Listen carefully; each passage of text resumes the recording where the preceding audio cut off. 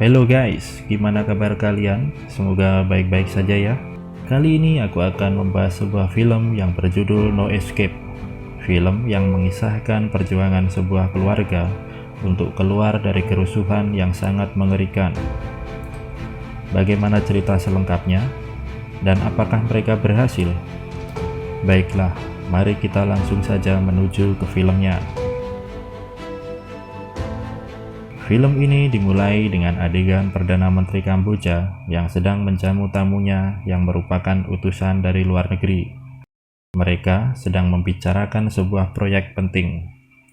Tak lama kemudian, pertemuan itu berakhir dan pengawal mengantarkan tamu negara itu keluar. Namun, kemudian terdengar kegaduhan, dan saat pengawal itu memeriksanya, tampak Perdana Menteri sudah terkapar mati. Di sana tampak beberapa pemberontak dengan pemimpinnya yang bernama Sam Nang dan beberapa tentara yang telah membelot. Lalu, pengawal itu mengambil sebuah pisau dan menyayat lehernya sendiri. Di dalam sebuah pesawat tampak satu keluarga yang sedang dalam perjalanan menuju ke Kamboja. Mereka adalah sang ayah yang bernama Jack, ibu yang bernama Annie, dan dua anak perempuannya, Lucy dan Busy. Jack mendapatkan sebuah pekerjaan di perusahaan yang bergerak di bidang pengelolaan air negara. Perusahaan itu bernama Cardiff, yang berlokasi di Kamboja. Di pesawat itu, mereka bertemu seorang pria yang juga berasal dari Amerika. Namanya adalah Hemon. Sampai di Kamboja, bersama Hemon, mereka menumpang minibus untuk menuju ke hotel. Tampaknya mereka tinggal di hotel yang sama. Sopir bus itu bernama Kenny. Dia adalah teman baik Hemon. Rupanya Hemon ini sudah cukup sering pergi ke Kamboja. Sampai di hotel, mereka pun sedikit refreshing dan kemudian beristirahat. Pagi harinya, Jack ingin membeli sebuah koran. Dia lalu berjalan menyusuri pasar tradisional untuk mencari kios koran. Di sepanjang perjalanan itu, tampak penduduk lokal menatapnya dengan tatapan yang sinis. Namun, di sini Jack tidak menaruh pikiran yang aneh-aneh. Sampai akhirnya dia mendapatkan koran itu. Tiba-tiba, dari ujung jalan, muncul kelompok massa dengan jumlah yang cukup banyak. Mereka membawa batu dan pentungan. Lalu, dari arah yang berlawanan, muncul juga pasukan anti huru-hara dengan senjata lengkap. Jack terjebak di antara kedua pihak yang siap tawuran itu. Kelompok massa mulai melemparkan batu dan molotov. Lalu, pihak keamanan meresponnya dengan tembakan. Maka, bentrokan pun pecah. Tampaknya massa lebih unggul dalam bentrokan ini karena jumlahnya memang lebih banyak. Jack dan beberapa orang terjebak dalam situasi ini mencoba untuk melarikan diri. Dia berlari di antara gang-gang rumah warga untuk menuju ke hotel. Di sepanjang jalan, banyak korban yang bergeletakan. Sampai di hotel, sudah banyak massa yang telah mengepung bangunan hotel. Lalu tampak seorang warga asing yang digiring keluar. Kemudian, mereka menjongkokkannya dan Sam Nang, sang pemimpin pemberontak, menembaknya. Jack terkejut melihatnya. Dia lalu menuju ke tangga untuk naik dan masuk ke hotel. Dia mengkhawatirkan anak dan istrinya. Dari dalam hotel terlihat para karyawan hotel membuat blokade agar massa tidak bisa masuk.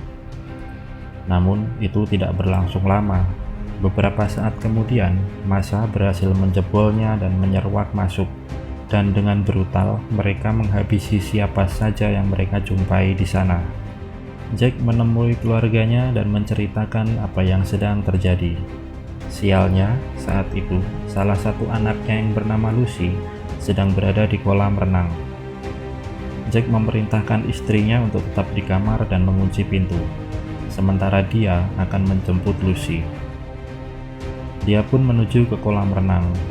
Situasi benar-benar kacau di sana. Massa sudah ada di mana-mana dan mencoba untuk menangkapnya. Dia akhirnya berhasil mendapatkan Lucy dan membawanya kembali. Namun di perjalanan, seorang perusuh hampir mendapatkannya. Untungnya, Hammond muncul dan menyelamatkannya. Hammond memerintahkan agar Jack membawa keluarganya segera ke atap hotel. Mereka pun berlari menuju ke atap hotel. Di belakang mereka, para perusuh itu mengejarnya dan menembakinya. Pemandangan di sepanjang lorong hotel itu sungguh sangat mengerikan. Banyak korban mati mengenaskan di tiap kamar yang mereka lewati. Sampai di atap hotel, sudah banyak warga asing yang berada di sana, dan juga beberapa staf hotel. Mereka adalah orang-orang yang beruntung masih sempat menyelamatkan diri ke atap hotel, karena sisanya sudah mati dibantai di dalam hotel. Di bawah, para perusuh yang jumlahnya sangat banyak meneriaki mereka bahwa mereka akan membunuh semua warga asing yang ada di sana. Kemudian, melalui seorang staf hotel yang merupakan warga pribumi, diperoleh informasi bahwa Perdana Menteri telah terbunuh dan kerusuhan massal pun terjadi.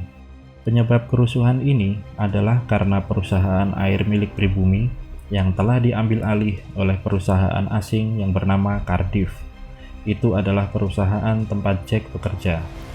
Perusahaan air itu sendiri mengelola segala kebutuhan air untuk seluruh warga negara dan sangat vital untuk kebutuhan hidup mereka, sehingga mereka tidak bisa menerima kebijakan akuisisi oleh perusahaan asing. Tak lama kemudian, tampak helikopter datang.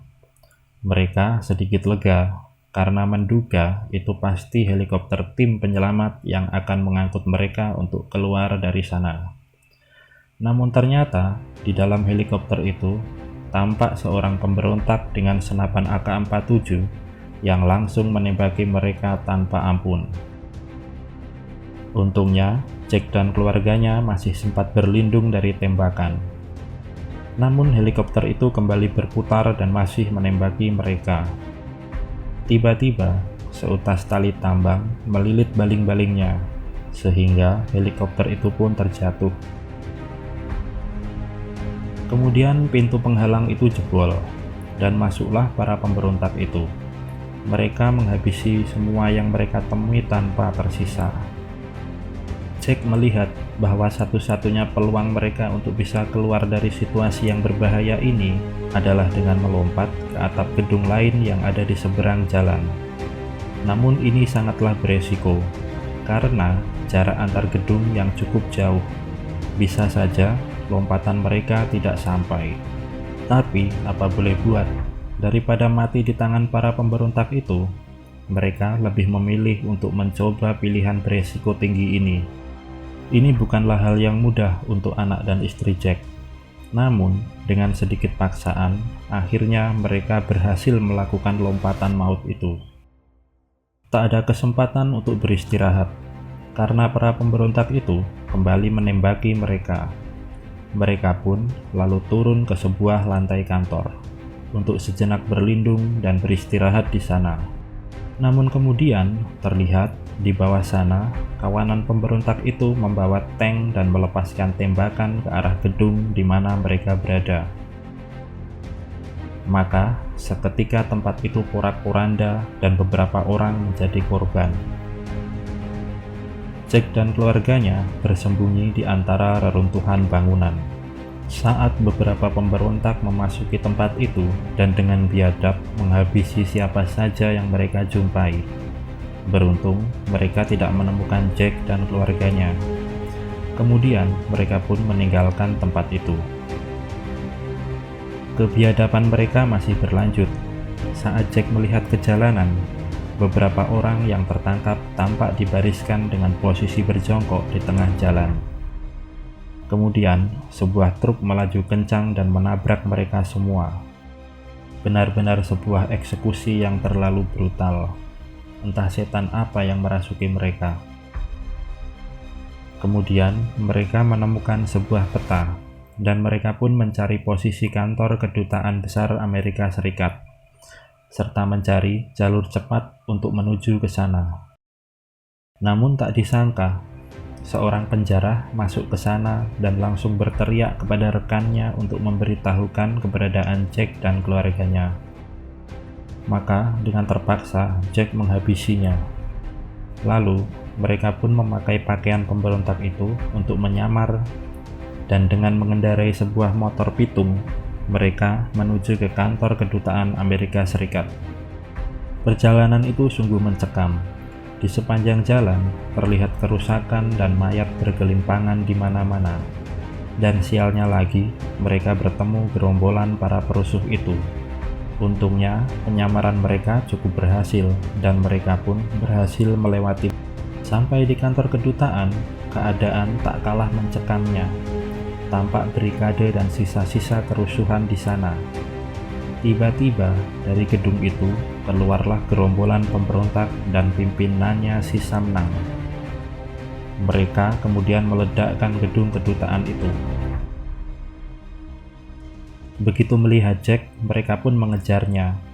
Jack dan keluarganya berlari tunggang langgang mencari tempat persembunyian di antara ganggang perkampungan di sekitar situ. Sampai akhirnya mereka sampai di sebuah kuil Buddha. Beruntung, kakek tua penjaga kuil itu mengizinkan mereka untuk bersembunyi di sana. Mereka pun bersembunyi di antara patung dan tanaman di halaman kuil itu. Tak lama kemudian datanglah gerombolan pemberontak itu.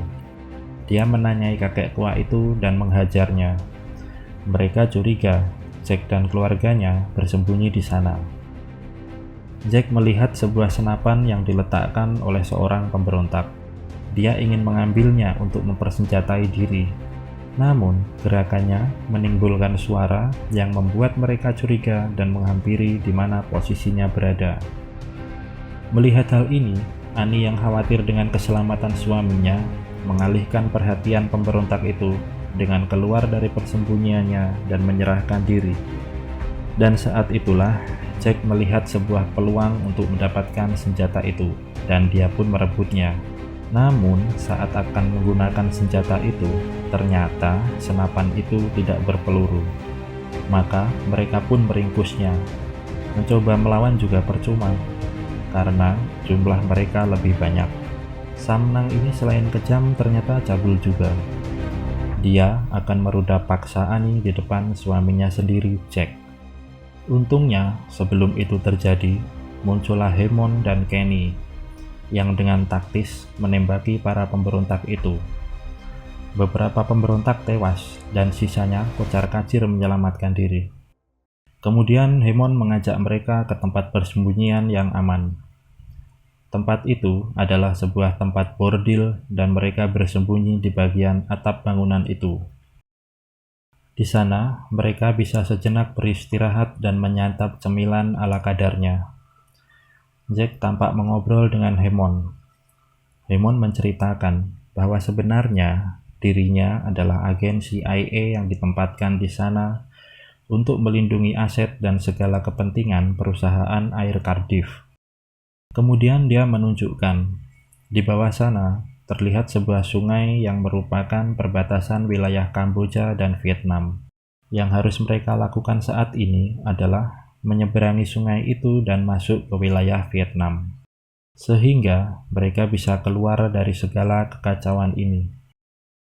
Malam semakin larut, Jack dan keluarganya yang sangat kelelahan telah tertidur pulas. Tiba-tiba, dari sebuah bangunan di menara di seberang sana, para pemberontak melepaskan tembakan ke arah mereka. Hemon balas menembak dan memerintahkan mereka untuk segera turun dari tempat itu. Namun, sebuah tembakan mengenai Kenny yang langsung tewas di tempat. Kemudian Hemon juga terkena tembakan di perutnya.